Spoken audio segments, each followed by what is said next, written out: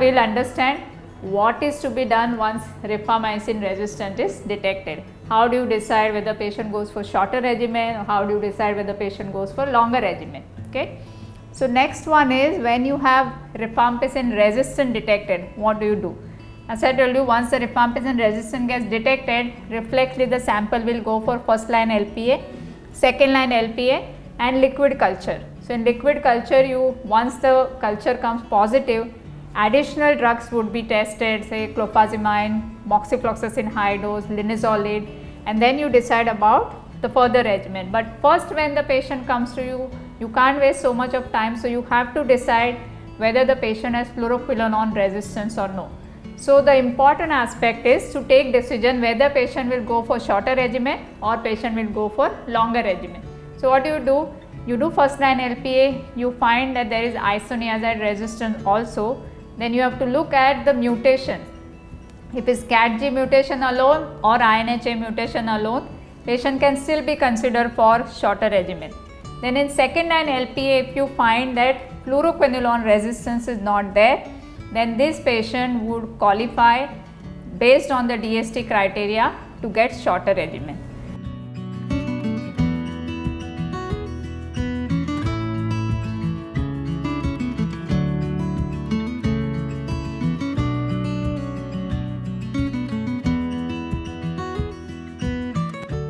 Firstly, we need to take a thorough history, a thorough drug exposure, which all drugs were being exposed in past or no. Because suppose if the patient has been exposed to quinolone for more than a month, you cannot take quinolone or consider this patient for short course regimen. You will have to shift the patient from short course regimen to the all longer regimen. Second, you need to note the height and the weight for the regular follow-ups purpose, plus a psychiatric evaluation if required. You can just judge at the day one itself whether the patient do require a psychiatric evaluation or no. But in case if you don't have psychiatric evaluation, if you think that the patient is absolutely fit mentally, please do not unnecessarily wait for psychiatric evaluation before initiating the treatment. You still can initiate your treatment even if you do not have psychiatric evaluation. It's not a compulsion test that you do require it before initiating the short course regimen. Set of lab tests like random blood sugar, very important. You need to keep the sugars under control, because if sugars are uncontrolled, let whatever be the regimen, like however good your regimen would be, it won't work. You need to have sugars to be under control, very important. You need to know the status of HIV, complete blood count, liver function test, thyroid function test, that is TSH only is fine, urine examination, electrolyte, urine pregnancy test in case of female reproductive age group, X-ray chest and ECG.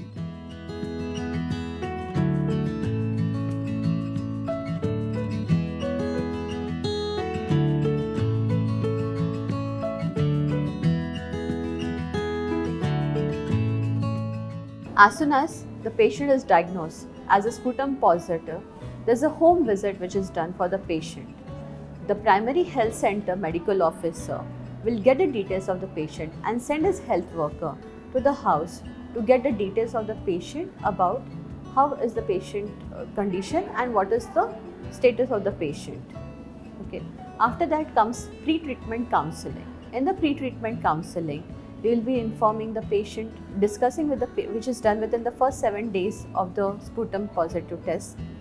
It includes information to the patient about the drugs, about the side effects of the drugs, about the precautions he has to take at home, and the family members who are susceptible to it. Also, adherence to the treatment, the duration of the treatment, the side effects, and about the Niksha portion policy. In the Niksha portion policy, the patient is eligible of ₹500 to be deposited in the account every monthly till the treatment is continued for the health and betterment of the patient. We encourage the patient to share the details of the Aadhaar card and the first page Xerox of the checkbook, passbook. So the money is deposited in the account and the details are collected by the STO from the medical team. Shorter oral regimen विषयी माहिती घेऊया.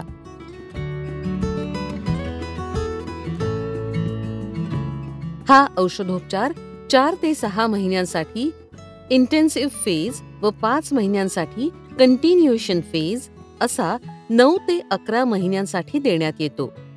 Intensive फेजमध्ये बिडाक्विलिन, clofazimine, ethionamide, लिओफ्लॉक्सेसिन, हायडोस INH, इथॅम्ब्युटॉल, पायरिझिनामाइड ही 7 औषधं 4 ते 6 महिन्यांसाठी, बिडाक्विलिन हे औषध 6 महिन्यांसाठी व क्लोफॅझिमाइन, लिओफ्लॅक्सेसिन, इथॅम्ब्युटॉल आणि पायरिझिनामाइड ही औषधं नंतरच्या 5 महिन्यांसाठी देण्यात येतात.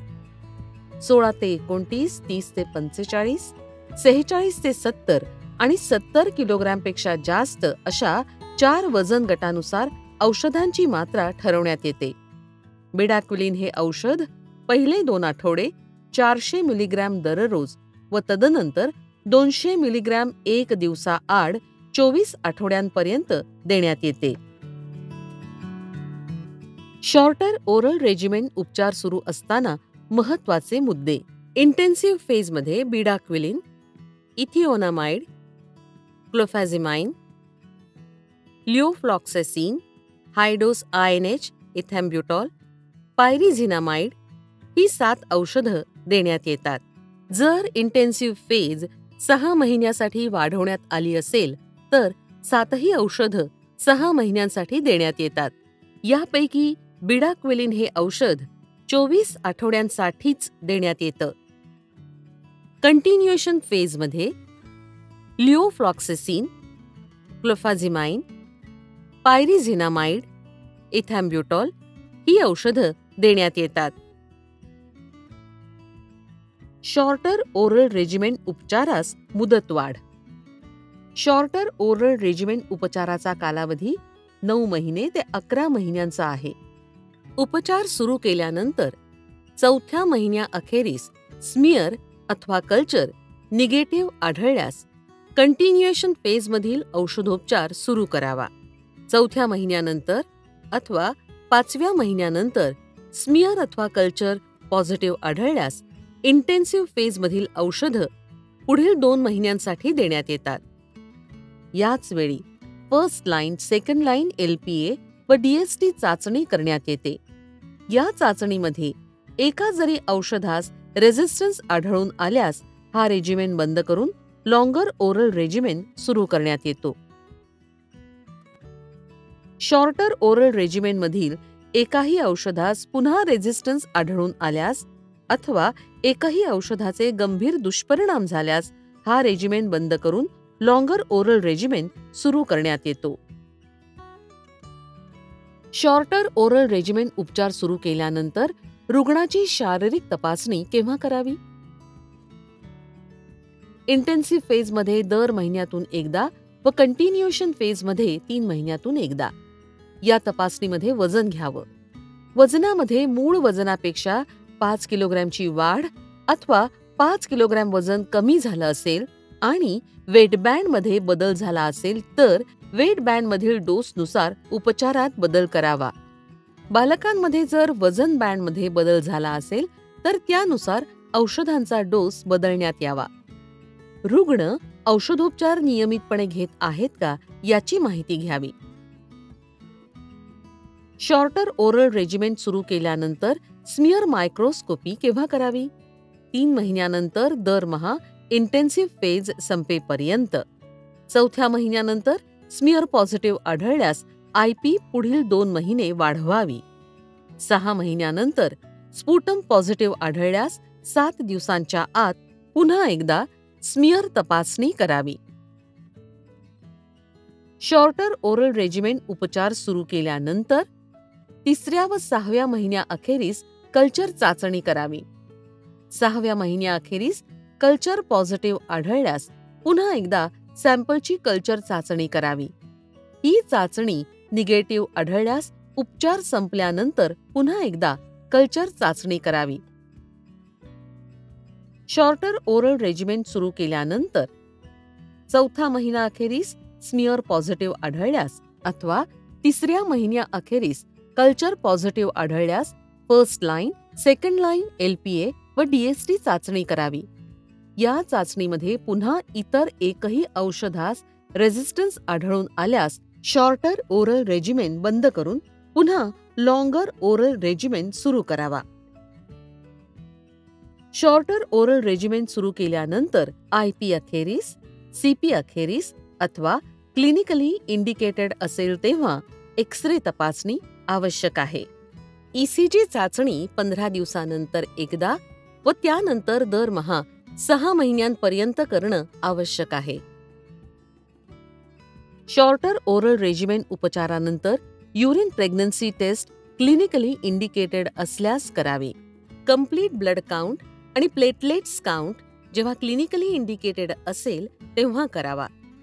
थायरॉइड फंक्शन टेस्ट आणि liver function test intensive phase पूर्ण झाल्यानंतर आणि पुन्हा क्लिनिकली इंडिकेटेड असल्यास करावी. पोटॅशियम, मॅग्नेशियम, कॅल्शियम, सीरम इलेक्ट्रोलाइट्सची चाचणी QTc इंटरवल ठराविक पातळीपेक्षा वाढली असल्यास करावी. बालकांसाठी 2 महिन्यातून एकदा कलर विजन टेस्ट नेत्रतज्ञांच्या सल्ल्यानुसार करावी. इतर लक्षणानुसार तज्ज्ञांचा सल्ला घ्यावा.